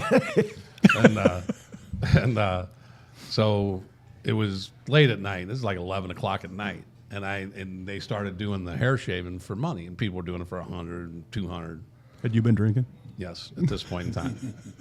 And then I said, well, if you guys come up with $1,000 cash, I'll shave my head up. Well, that's when I learned that every policeman has a rich friend that may be just lingering in the audience. And they came up with $1,000 within like 5 minutes. Oh, God. Wow. Were you there? No. I think I threw in money, but then I got the hell out of there because I didn't want anybody Yeah. try to get me to shave Chop my your hair. hair. And I can remember my wife, and I had a goatee at the time and a little beard on the side. And my wife looked at me and she goes, "Don't take this the wrong way, but you kind of look like a penis right now." Oh, no, I won't take it the wrong way. I went home and immediately shaved off my goatee and my beard, put on a hat, and I wore a hat the next month. But It grew back. Obviously, it grew back. Yeah, grew back. Now I'm an old guy trying to rock long hair. But no, and then the other thing I found interesting was during the interviews when I was reading some of the reports and whatnot, is that when everybody kind of got out of control, but they always limited what they did inside the house. That's on every case. Yeah, We know it just as like, minimization. "Well, Right? I went down. That was some crazy. Like Beckman's like, I told him this was crazy. You guys are out of control. He said he didn't do nothing but tell him. I only made him make it. I just wanted him to make a citizen's arrest. I want him to call the police. Yeah, okay. One last question: does Beckman still own all these things, or do you have to get rid of those? Yeah, I don't know. There was a forfeiture count in the indictment. So anything that was gained criminally had to be given up to the government. Right. But I think at that point, most of those businesses were franchised. And I know the massage LuXe, the massage parlors, a lot of them changed the name because of the black eye this gave the business. And I think there was a lot of lawsuits after that too from the franchisees. Yeah, I believe These so. people were like, "Hey, man, this is crazy shit." Now our business is suffering because Right. this moron did what he did. But yeah, and then it's just a very interesting case. And like you said, you had heard that name before a lot, the Todd Beckman So name. that's how it ends. It's how it begins and how it ends. I used to have my TV set to come on at 4 a.m. and that's Channel 4 news started at 4 a.m. Now I wouldn't get up, but I could hear it. I'd doze off, back sleep, wake up, and ultimately it would get me out of bed. And I heard the names Lavender and Roades and then Todd Beckman. Well, about 6 years before that, I'm driving in my Prius. Actually, it was no. This was before I could afford a Prius. It was a Yaris, a two-door Yaris. Sweet. And I'm on 40 headed from my home in Lake St. Louis to the office downtown. And here comes this BMW. Just, you know, when you look in your rear view, you can tell this guy's just going to scream by you. And he did, and the plate said Tanco. And I already knew that guy was into something. And I honestly said out loud, I'm going to get your ass one day. Oh, you honked at him, all right. I That's the ultimate honk. So- Here's 20 years. So the day of the sentencing, Smogy's with me, Leclerc's with me, Brown's with me. I can't remember who all that are going to testify at the sentencing. And we're going up in the elevator, and I'm telling them this story about the car passing by. And I said, someday I'm going to get him. And the doors opened up, and I said, guess what today is? Today's the day. I love it. All right, you guys may see a little bit more of JD. We're in conversations with him on some different things. Growing the blue line, or the brighter side of Blue Umbrella. We got Jack here today. Jack's got some big plans for this whole thing that we're going to start laying out. And but no, we've got some neat things coming up. And JD, I really appreciate you coming in on a Saturday morning to rectify my mistake once again in our professional relationships over the years. And let me add, you know, I was proud to wear that hat as a U.S. attorney, and I enjoyed 23 years of it. But I'm doing defense work now, so everyone who's watching, don't talk to the police. Hey. Hey, Not necessarily true. hey, Jack, scratch cut- that, check yeah, that, scratch cut that, that out, Jack. Get Jack. that we don't out. cut nothing out. Get that out. All right, hey, but- before we hey, run on, though. Well, I want to say rest in peace to Ken Cagle. Yes. Who just Oh, my passed God. away. Yeah. One of my favorite people I ever worked with on the police department, and Absolutely. a prince of a man. Yeah. Very, very sad news. And like you said, I had the honor of working with him. I worked with, you were the sergeant and Kenny was the lieutenant, and that was just great time and very sad. Very, very great, sad. great boss, great policeman. He was the best policeman in the unit, and he was the His whole lieutenant. family is. Well, his son works for me as a sergeant. Yeah, He's one of the best. I don't even need to be there. He's just Yeah. sharp as a tack. He's just like his father. Yeah, Chris and Mike are And Mike's both smart. He's a homicide detective. Great, He's great good. He's coppers. smart. They both actually. Mike worked for me too. They wrote great. Mike wrote great police report. That's why he's probably in homicide. Very, very smart. Both class acts. Their dad did a good job raising them, and so we actually, my unit delivered some food to him yesterday to Chris and at Kenny's house, and I met his wife for the first time, class lady, and so we drove down. Her father was a policeman. Kenny's father was a policeman. Yep. Their kids are policemen. So, again, that's a heavy hit to the police family, and RIP. Yep. I want to clear up a couple things that you're going to hear coming up in the in our banter. The first, and the reason is that the after we found out that I had not hit the record button, we were all frazzled from that point forward. So we forgot a couple things in our me in particular. Actually, is one of the things we did was pimp our merch, and we're partnering with a non-for-profit organization that you'll hear about, and we didn't even say where to get the merch. Go on our website, thebrightersideofblue.com, go to merch and buy yourself some merch.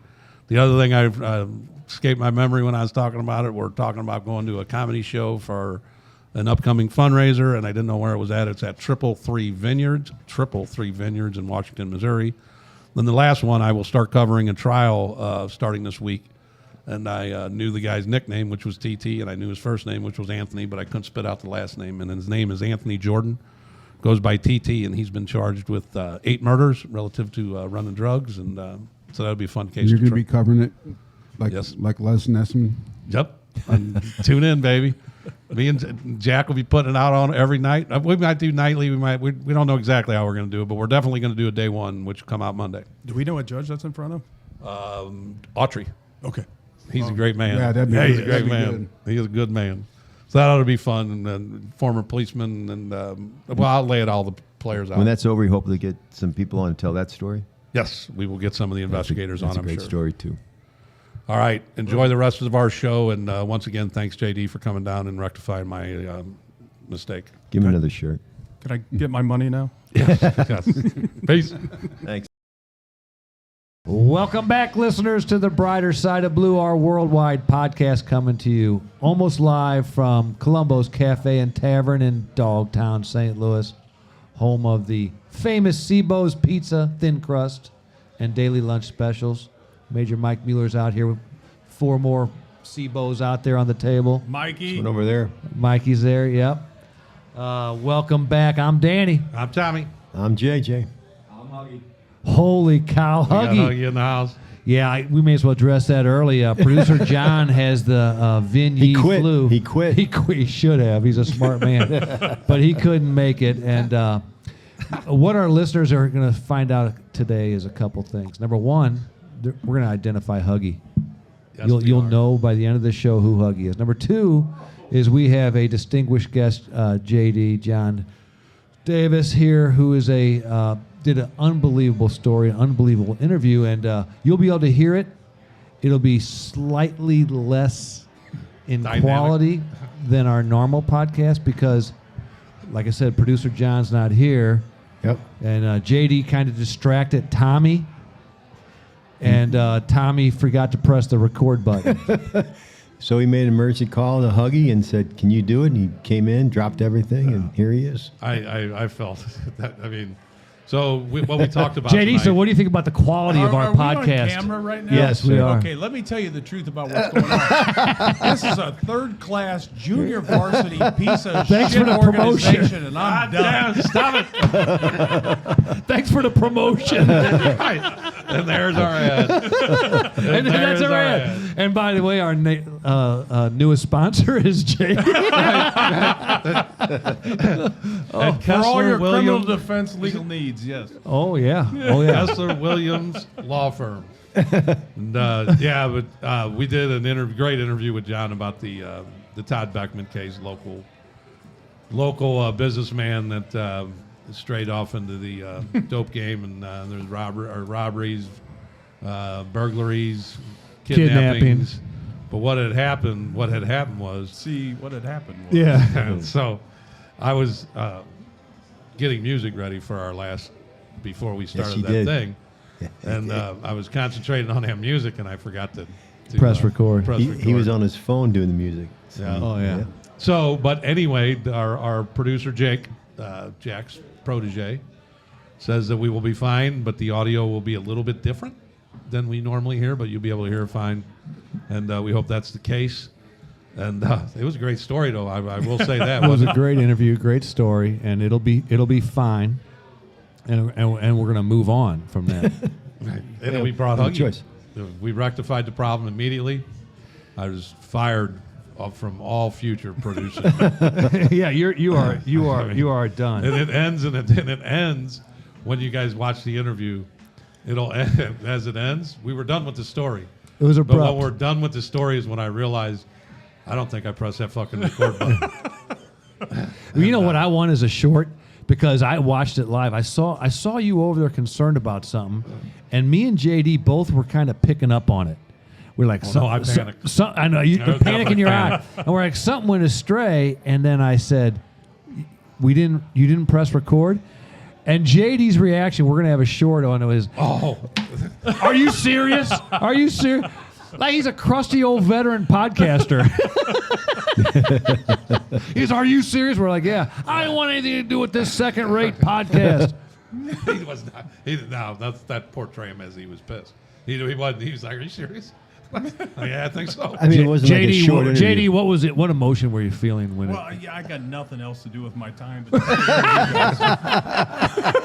So you can't come back next week and spend another hour and a half here? no, is the red light on or not? It was an awesome story, though. They're going to hear an awesome story. We set him up, talking about his law, how he went from judge to prosecuting attorney to the defense law. My And, fiance's over there just tapping her fingers Right. like, when is Yeah. this shit over? When is this Yeah. shit going to be over? Yeah, Hey, you got to see Mikey. You got to see Mikey Mueller. Mikey So. Mueller's here. He's disappointed. That's half the reasons. Yeah. your fiance wants to give you good counsel. Run, run as fast as you can from these morons. Never do this again. Yeah, that was so cute. Ha ha. Get the fuck out of here. I'll be back if you let me come back. I'll be here. Oh well, no, No, the actually, stories. we would get you back on different stuff because I think that from what we're told, it's going to be fine. Okay. We're hoping, and we just really appreciate you coming by. We wanted everybody to hear your voice, like when it's not Muffled. or somewhat, Compromised. But, you No, did have but- a little bit of trouble keeping up to the mic. but Yeah, I we helped do you. have- I We do have. have We that. helped you. Yeah, it really made a difference. Seriously, JD, I'd like to have you back just to. I mean, it's a rare resume you have: judge, U.S. prosecutor, defense attorney, and their partner. And the stories that you could tell, and we're big on the brighter side of blue about inside information. Like between the paragraphs in the paper, that's what we want. That's where the story is. That's where the story is, and Yep. then us from law enforcement, we have that, and you from all three hats that you wore, you would have that. So, and we promise we do have a full-time producer that would press. When you come back the next time, it won't be as bad. Yeah, next time you come back, if you don't see a big red head in that chair, just turn around and just call it a day. All Forget right. about All it. right. All right. But So- no, we wanted to get him on and Yeah. really appreciate, because we didn't get to thank you at the end of that interview because it ended rather abruptly. Yeah. JD, thank you very much. We'll cut now. Thank you. All right. Thanks, We'll be JD. in touch. So that was awesome. Having JD back on to help clean up our mess. I mean, not all, I'll take full credit for that. I was going to say, but Yeah, and by our our mess. What are you mess, I talking meant about, our mess. no, it's Tommy's fault. Right. What are you, team though? We No, are. no. I'm One not taking any for part all, of for it. throws one. an interception. It's like No. a team thing. No, I was Somebody's fine gotta with pick you Tom. up. I forgave you right away. it's a big red button. No, Just press it. I'm telling you, be focused. Dude, on you that know who's music. more Like, madder only than focus anybody? on You know who's comment. the most mad though? Who? Him. Oh yeah. He was beside himself. Dude. Yeah, I went out there and somebody was trying to tell me a story, and I was like, I can't listen to your story right now. I was, All right, well, we're going to move past that because today's an important day, and I hope that Tommy knows this. Today is the 25th anniversary, this shit. date, of the Rams Super Bowl victory. Yep. Yeah, today's the 25th anniversary. Want me to- Wow. Want me to tell you a little story about that? About the Super yeah. I had tickets to it, but we had went to we had won tickets, but we had went to Aruba the weekend of. So when we got home on Saturday we had just got home from Aruba. We had watched the NFC Championship game in Aruba, and this particular Super Bowl was the week after. We got home on Saturday. There was no way I was going to the Super Bowl getting back and going to the Super Bowl on Sunday. So we didn't sold the ticket to somebody else. Well, as many people that know me know that I was a huge Rams fan. Yeah, still are. Still Still am. are. Well, that day, my dad was still alive at the time, and he was a football fan. It was just a great experience, but I got pretty busted up. Yeah. And lived on Gothey at the time. And the house next to me had similar outside. They looked a lot alike. Well, I think I got home from going out with Tom Walsh and whoever else to wee hours of the morning, and I went in the wrong door. All right. I've heard that story before. I didn't know it was Yeah. that night. You walked in the sad. wrong door like a burglar. Right, and then the neighbor's name was Tim, and Tim was and he was just cool like, with it? Oh, he just put me to sleep on the couch, and I woke up at whatever time it was. Because and then I just went home. Walked home. Right. The 25th anniversary of that too. 25th anniversary of the Rams Super Bowl victory. People notice watching on YouTube. Tommy's wearing one of the new hoodies. It's been a cold front in St. Louis. These are extremely thick, Hats, very warm, t-shirts. quality merch. I don't know if they can see it in the camera, but here's our fitted hat. Yeah, very sharp, very sharp. Huggy usually wears this hat, but I have worn this hat before. This is Yeah. trucker hat. So And then now we got an announcement too. What's Is that? After last week's show with Chief Neese and Chief Walker, is that the Chief Mason Griffith Foundation has reached out, yep. and we are partnering with them. And they got a lot of neat events coming up. We'll talk about one here shortly, but half the proceeds of all our merch will be going to the Chief Mason Griffin Foundation. That's a great cause. So, and I think they're a young they're a young foundation, and we're a young podcast. They do great work. I spoke with Angie Kepke, and Angie is the director, and she's the mother-in-law of Mason Griffith. Awesome. And obviously her daughter was the wife, and they just do great things. And one of the things they got coming up is on February 28th, and I don't have all the particulars. It's at it's at a winery in Washington, Missouri. Oh, good. No. And guess who stepped up for us? Schicker Automotive. Schicker Ford of St. Louis. Schicker Ford of St. Louis has got us a van. We are loading that 12-passenger van, and we're going to all head up there. $100 a ticket. It's You know what I'm going to do? What's that? I'm going to go to Riverman's Cigars and get some cigars for it. Yep. Oh yeah, good call. And then we'll get on that. JW he's going to drive us. He agreed to it? Yep.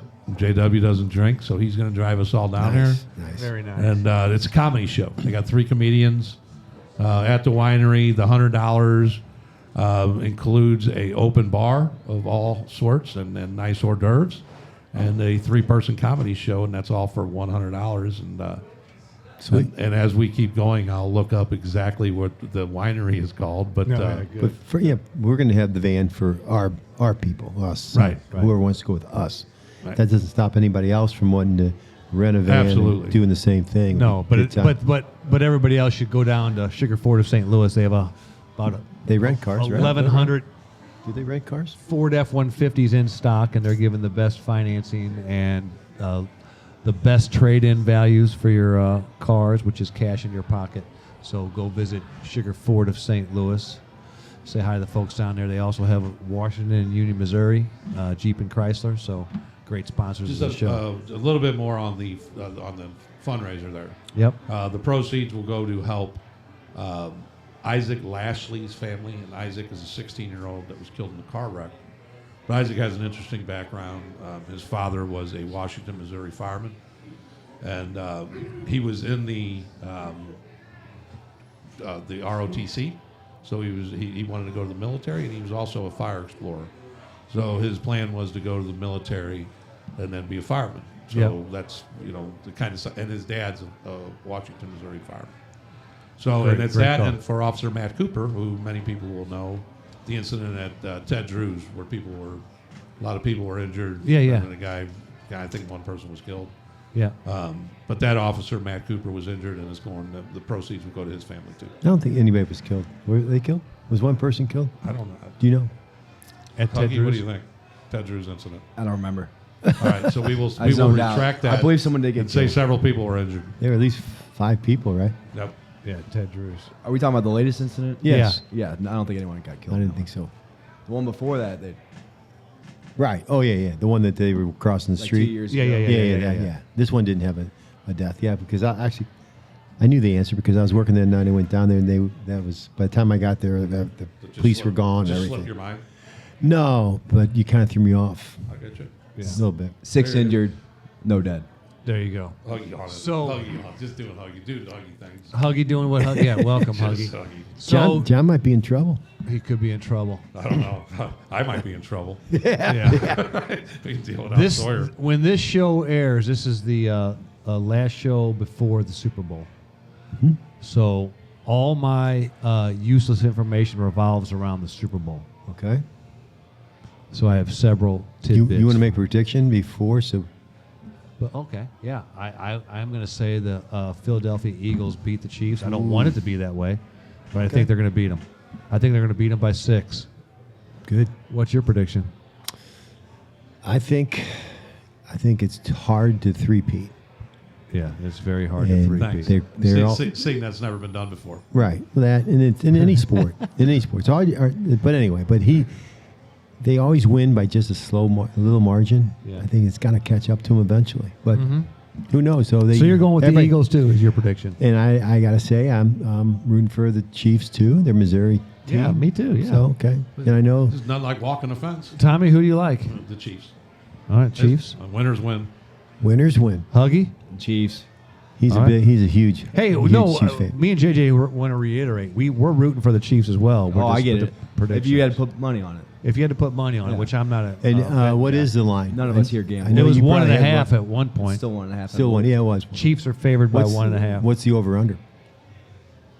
I don't know. No idea. 48 maybe? That was 48.5 was last week though. Do you know what a Sounds like a good 30-second commercials costing this year for the Super Bowl? number. $5 million. $7 million for a 30-second commercial. That's pretty close. We got big- one. The big trophy. got one. Yeah, we got had one. Brighter Side of Blue. We Tune into bought Brighter 2. Side We of bought a Blue minute. for some shitty audio and an interview. Yeah. Tommy pressed the record button on that one. But so the trophy you win when you win the Super Bowl is the Lombardi Trophy, It's shaped like a football and a thing like that. It weighs 7 pounds. Okay. It's made by Tiffany and Company. Takes them 4 months to make. It costs $50,000 to make. And the ball on top of the Lombardi Trophy is the actual size perfect to the game ball, the Duke, made by Wilson, the NFL ball. That ball it's exactly the same, Okay. isn't it? So there's a new. Obviously, everybody gets a new Lombardi Trophy each year. Yeah. So they're the ones that make it, right? Yeah. Tiffany and That's- Company, Oh, how much does it cost? $50,000. That's it. Yeah, That's you pretty. think it'd be That's more pretty because low. That's pretty low. the rings that the players get for winning the Super Bowl, it's like yeah, $5 they're million nice. for the set. Yep. And interesting you brought that up. Thanks. In the history of the Super Bowl rings, William Refrigerator Perry Yeah. had the biggest ring. His ring size was 26. Damn. I don't know what my ring. I think my ring size is 6.5 or 7 or I something. think I'm 11. I don't know that you're no 6.5. Maybe I'm a bit bigger, but You know his what, is though? 26. When you have to pay $7 million for a 30-second ad, they can afford it. Yeah. Somebody Yeah. getting that money. And a lot of these A lot. commercials, Damn. a lot of these commercials that lead up to the Super Bowl, you'll hear them call it the big game, or hey, you're going to gather for Yep. the big game. They won't think I say know the where you're word going Super here. Bowl. Yep. You know, yeah, you heard this.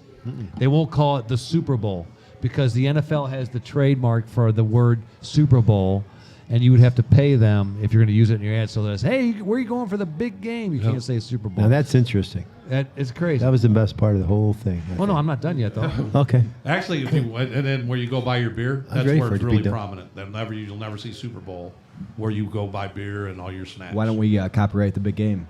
The big game, we should copyright. It might already be time. Oh, you already. The referees, the Super Bowl referees, Let's cut that part out so we can actually maybe do that. the Super Bowl referees make between 30 and 50K for the game. They're part-time employees. Dude. Yeah, part-time employees. You know, I was played soccer with 2 kids that they're Ted Hantek and Ted and Chris Hantek, and their father refereed multiple Super Bowl games. Wow. I remember that Yeah, name. he's from St. Louis, Yeah. St. Louis County. He worked at Melville High School. He was a counselor at Melville High School. Wow. Yep. So this won't surprise Dick you. Hantek. Dick Handy. I have 2 more facts, JJ. Come on. And this let's one go. won't surprise you, but I find it interesting that the Super Bowl Sunday is the day that the most chicken wings are consumed. 1.42 billion chicken wings are consumed on Super Bowl Sunday. And that's enough chicken wings to go around the circumference of the earth 3 times. God damn. Yeah, That's a lot of facts chi- in one statement. That's a lot of gnawing and a lot That's of. a lot of facts in one statement. But now here's the last You a fact I flat- have. Who Hey, can oh, actually hold on a check second. that? There's no way to verify. Hold there's, on. There's no way to verify it. Like, You- who tried that? you I think flats? the average length of a chicken wing is about 2 2.25 inches, and you do that by 1.4. See, I know these things. Who's the math guy? 1.42 million billion, and you go around the Let's earth. talk So about something that's more interesting. Are you a flat guy or the I'm the drum? flat chicken wing guy. You flatty or drummy? Flatty. Huggy? Both. I don't have a preference. You know don't what have I a problem? what I do You know what like shit out of though? them? You know what's is funny? I love the boneless ones. A good boneless Oh, one. I think telling that's, nah, I don't know about They the fool you with all that crust, the Right. boneless. Yeah, Depends the on where you get boneless. them from. They put all that batter on there and Right. give you the smallest Part one. of the Hey, whole look, thing my is- place Hustlers has the best. Part Yeah. of the thing Hustlers, is get eating 'em- wings is a challenge. Get that shit on your fingers. Yeah, I'd really just maybe even cut it up, eat it. Oh, dude. For a guy who doesn't like chicken wings, he orders them a lot. He's right. I don't. They always sound good. They look good. They do, because it sounds like fun. Well, we're sitting at that table are retired police officers from the county, both from the county, Joe, and they ordered chicken wings, and I forgot what the hell I was going to say. Something. Oh, they're from the. I want to give them some knowledge because I played soccer with both of them, but they. I'm good. I do that work shit for. all the I time. want to give them credit. I want to give them a. I hear they- you. Yeah, Joe Marsikowicz is out Yeah, there. His well- father was in the city police department. Oh, yeah. Right, but they work for the zoo. I worked for his dad. They are zookeepers. Zookeepers, right? No, I know. They work for the St. Louis Zoo. I'm just joking about the zookeeper stuff. Boy. They might be zookeepers tonight. They wear safari shit. They should. That would be cool if they had safari shows. Actually, that'd be a good job to retire on, is fucking with the tigers. Just go in there and feed them and You're shit. there to protect them, not screw with them. Well, I mean, I'm talking about going in there and being Nudging them when I'm, you're I'm sleeping. guessing you guys are security. You're gonna Am I flick right? their ears. Security? Yeah, they're security. They're using their police background Don't being tease the security. animals, So please. it's one of the safest zoos in the Oh God, yeah. in the whole world, in the country, and it's actually one of the biggest zoos or something. I don't know. Who knows? Joe, It's you're- a hell of a zoo, Biggest JJ. free zoo. It's one hell of a It zoo. is free. It's nice. Yeah. Well known for the zoo. My last Super Bowl fact is the one I think you'll like. I know you like the other one. I think you'll like this one the Okay. most. In 2003, the starting center, Barrett Robbins, for the Oakland Raiders, missed the Super Bowl because he got the dates mixed up and he was No on way. a serious bender in Yes. Tijuana, Mexico. Yes, he was. Yes, he was. He got the dates mixed up for the Super Bowl. Yep. I wonder There if was you ever a- lived that down. The only thing in that last statement I said that may be untrue, I don't know if he's a starter or not. I threw that. I in think there. he was. No, he had a history of some mental issues. Okay. Well, I don't mean to make fun of him, but he missed the date of the Super There was Bowl. another guy, and I think he played with Green Bay. It was a defensive back. He got popped with, he hooked up with a prostitute the night before, and got locked up.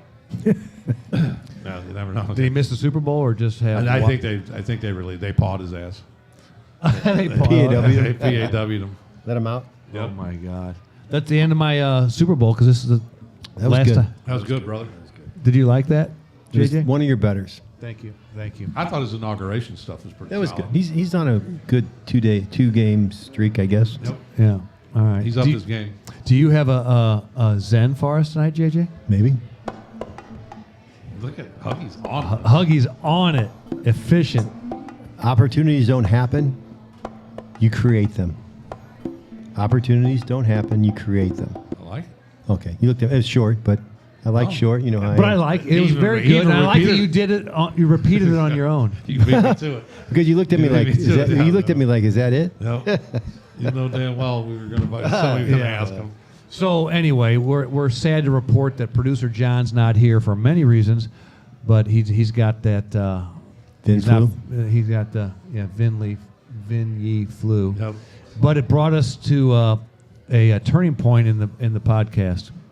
When we started this podcast, one of our catchphrases was "Hit it, Huggy," Yes, and it was. everybody was just bombarding us with us. Who the hell's Huggy? Who the hell's Huggy? So tonight we're gonna reveal who the hell Huggy is. Let's go, baby. I like it. So Jake, do we have a camera? Okay. Oh, and you Those look, list- Jake. You look concerned. This would have been good been on live. People could try to guess. Yeah. Try to guess who he is. I know. Yeah. This would be good to do this on live. We'll let you know when he's coming in. Let us know. So Jake, I'm gonna let JJ introduce that would be Huggy. good. Who is is Huggy? I've never seen him before. Let me tell you. Yeah. No. Wait, Jake, let wait us till he know. goes. Is he on? Pardon the interruption. Hey, cut. the suspense. Tonight's been a Nah, night baby, you gotta of- let the suspense go. Yeah, tonight's been a Play the night suspense. of. So anyway, Maybe- producer John, we hope to have him back next week and working on the board for us and having his dry sense of humor and his ability to He press the is- red square Everybody record tells us, button. you know who's the funniest. So then we Oh, already know. Yeah, he's the funniest. Right. He's a genius. Yeah, no doubt. I know. I just he's think down, though. It's just not meant to be. The reveal. The reveal, we might not reveal his ass tonight. Right? Oh, jeez. We don't have no battery. Look at that. This has been a night. Take of- my camera. This has not been our best technical podcast out of 70. This is Right. The sound's still kicking though. We'll Yeah. save. Yeah, we'll save the reveal. Sounds good. This We can one. say that. Is we're on? Is he on? Look at that. There you go. And there he is. Let us Yeah. know. Let us Well, know Who they what looking he's at, showing. JJ? You Who they looking at? should recognize him because he was on the show a long time ago. He is my son, Michael Joyner. He's a police officer in his 12th year. He Huggy. was interviewed a while back. Huggy. He's retiring from the police department tomorrow. He's going to come full-time podcasting. Huggy, welcome. Thank you. Thank you. Has it been hard to sit in silence in the background, unidentified? No. I been think he easy? kind of likes it. Easy. No. How do you think your sister did when she was on the podcast? She was all right. Just all right, She's or what? all Like on a right. scale of 1 to 10. 7. So what could she have That's done good. better? 7's good. A little more sober, maybe. I thought she was sober as a She Dude. was sober as a judge. All right. Maybe more drunk. You'd have even All right. more fun. Or more No, drunk. But, just to go back to the beginning, is Huggy was a big proponent of us doing the podcast. Oh, Yes. yeah. Says I've heard your stories for years and years and years. And you guys on it, and then he started drinking with us on Thursdays because he became old enough, and he was. I am the father of the year, aren't I? Right. Yeah, you are. Right. Yeah, you are. So Every all bad right. habit I have. But now everybody knows who Huggy is, and he'll be sitting in. Now he'll be one of the constant sit-ins. Yeah, but Huggy, as you sit there in producer John's chair, one thing that he brings to the table every week that's has become a cornerstone of the brighter side of blue is newsroom.com. So I know you just got thrown into this role tonight, but is there any chance that you have a newsroom.com for us? While you guys were talking, I looked one up. Okay. This comes from June 2nd, 1925. 1925. Oh, Yeah, long time ago.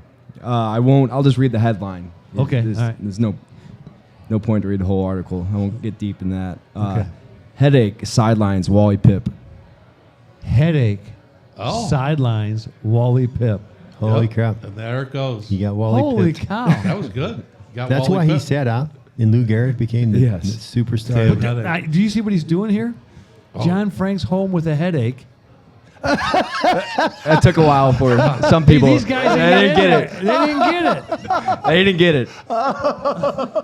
Oh, that's good. Headache, sidelines, Wally Pip. I was feeling you, dude. It's whatever. No. I just thought I thought it was a neat headline. It was a great Yeah. headline, I but tell you what, that was pretty quick because he just sat down like 5 minutes ago Yeah. and said, "Do you have one?" He said, "I that's think I pretty called damn one." good. Yeah, that's That's really impressive. good. That John, is you're in impressive. trouble, buddy. You better get well soon. Yeah. Get rid of that headache. Oh my God. I don't think you got it right. I'm glad away. you took. I'm glad You he's just looking got at us it like we're before idiots. us. I'm like, glad he- I guess no one got it. Oh, they didn't think it was funny. I knew you got it though. That's good. Danny's dude. That's smart. good. Yeah, Thanks, so you Danny. like that? Usually I'm pretty good at that shit. Yeah. Well, usually you could press a square button. Dude, I've had a The bad red night. buttons are an inch. I'm having a inch. bad night. You couldn't just give it a little Oh, wait, push. for is this- us. Just help us out? Push the record Is it supposed to be button. on? Hey, and I do believe that the Jake has brought the audio to us. It'll be fine.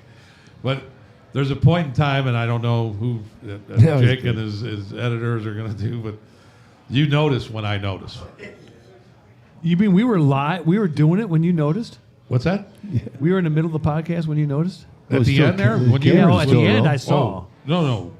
I would have stopped it earlier if I'd known. Okay. But it didn't occur to me. We tell this great story. This thing's going on. This is a good story. You know what's the best thing about it is you didn't know halfway through, because then it would have to start over. At least we got it now. It's all in one piece, and we don't have to start over Hopefully again. they can salvage everything. But I'll give you that's But when a I bright noticed, spot. I was in complete panic mode. I was Yeah, like, he "You was. got to be shitting me."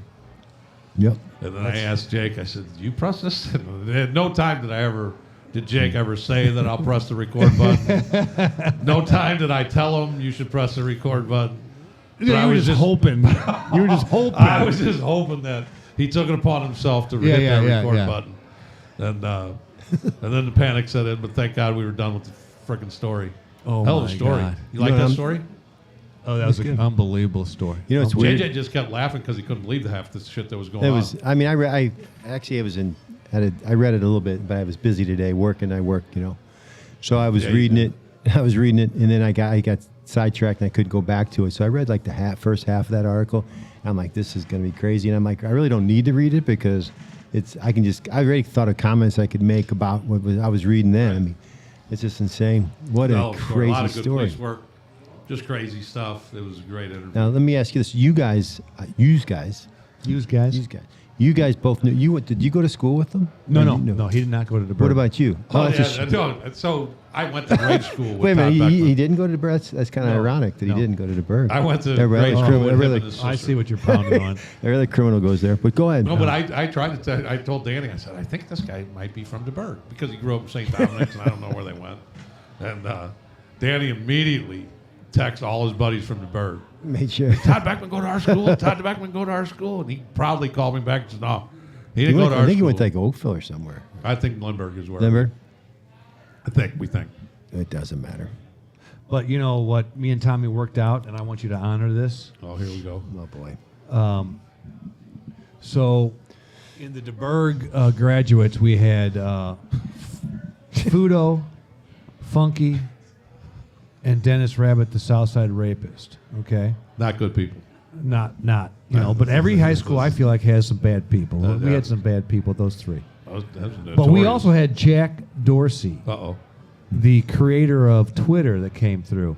So we came up with this agreement that I get 3 mulligans for 1 Jack Dorsey.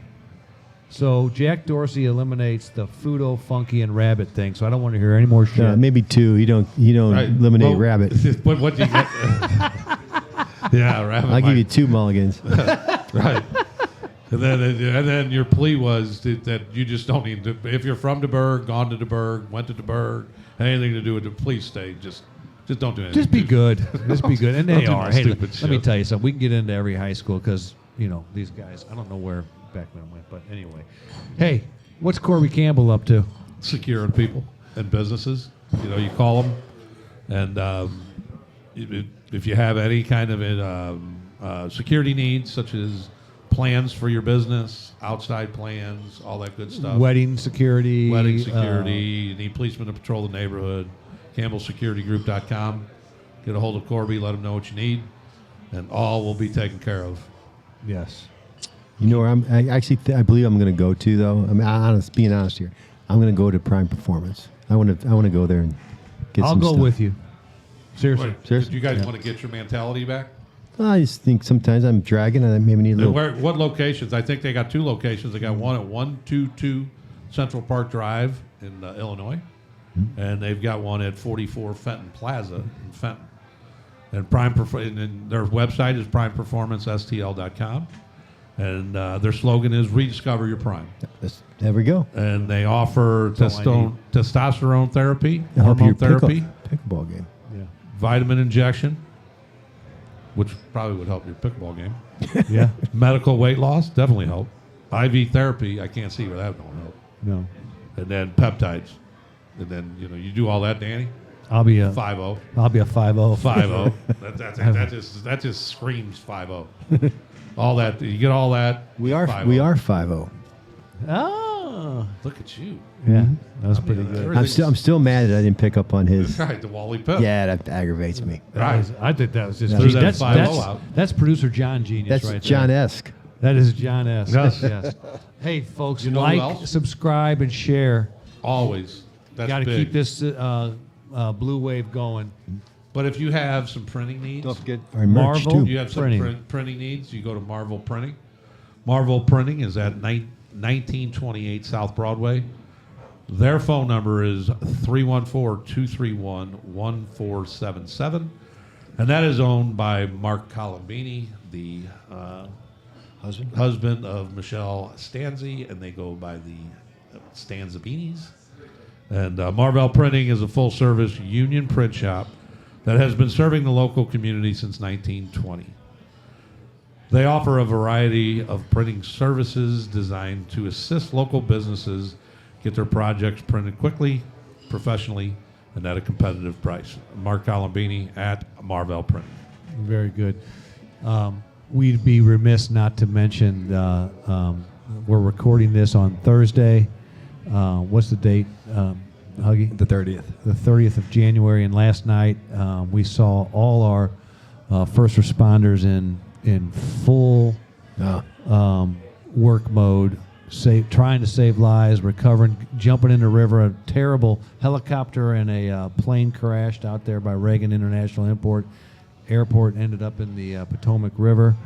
And within minutes, first responders were there and in the water and trying to do their best to save people. Unfortunately, I mean, when the helicopter was going 160 miles an hour this way and the airplane was going and they hit head on, there were unfortunately no survivors. But you saw over 300 first responders doing what we do. They interviewed a Navy SEAL that was a water expert. Yeah. And he wasn't there, but they talked about those guys that go into the water, Yeah. that frigid water, and then they got to pull those bodies out. He said that was something that'll never leave them. No matter how much you do Oh, things, and dude, it's gonna this scars them. I'm sure they'll. Yeah, that's just That's terrible. And horrific. that is done by. I mean, do you know? I mean, I don't- there's the I- it's- divers are probably just divers, but not Navy SEAls in particular. It's yeah, I don't know for sure. But I mean, Yeah. But the trauma Any is divers. still the same. I mean, Right. I No mean, matter if could you're a you Navy SEAL or imagine? not. Yeah. That's terrible. And they're still in there looking for the bodies, as last I heard. Yeah. Before I came here, they have 67 they that's- believe are dead, and they're still got a lot just more. unbelievable. and Yeah. like you say, as the first responders get there, is they probably train in that more. It'd be similar to like a train or a crash above the Mississippi River. Yeah. And when you get there as an officer, you don't know. I mean, What do you you do? got to wait for the Coast Guard and Yeah. those The people that rescue actually boats, know the what fire to- department rescue boats, Right. and all that. But You it just all blocking off came traffic. quick. It all came quick. So Right. unbelievable. Sad. Very sad. So sad. Anyway, so do you have an update on the live stuff before we get off? What The- live? when we go live? We are testing one more time. We think we got it figured out. I mean, we did good tonight with all technology, so I think we should be good to go. You know what I mean? I don't see any problems that could pop up. None. We're hoping in a couple weeks, but we will keep everybody. And we're also doing a new webpage. Professor Rick has been awesome to us, Always. but we're using his design, and Jack and his production company are going to take that over.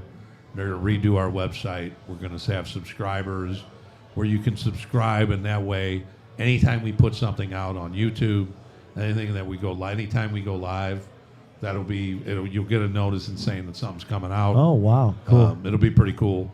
And then the other thing is that Monday, the day that this comes out, I will be live down at the not live. I will be down at the Anthony TT Anthony. Oh, the trial that's going on. Yeah, and Yeah. I'll give you all the updates. I don't. You remember Anthony's name, Nuggy? No. It's a conspiracy. It's a RICO case, It's right? a RICO case, and I was just reached out to by someone, and they want us by Intel, and they're asking my unit to stand by and be outside because. Oh really? Yeah. right. And we're They're going. worried. And you're I'm going to be down there? I'm going to be down there and give daily updates. I'll see you. All right. I'll be down What there. happened? Too. We had a light go out. We're It's getting ready a to beautiful go. evening. Let's roll it up. Let's Think we're What done, about our baby. communities, Tommy? Hey, communities that support law enforcement are safer places to live. Hurry up, JJ. I was just gonna say, don't forget about the merch. Merch. And Half of it goes to the Mace. And don't forget, you can come down here at 6 o'clock on Thursdays, and we do this every week. We invite Right. anybody who wants to come down. I think we neglect asking people. Oh, it's back on. The kick's back on. It's The always light fun is to back have people on. down here. Yes. We got two St. Louis Zoo people that came to see us, Got that listen to Ricky the Ray show. as always. Ricky's, Got he's Mikey always Mueller. he's a constant. So Patrick, yeah. Come back, like, subscribe, and share. Peace. come on. Bye. What else could go wrong? All right.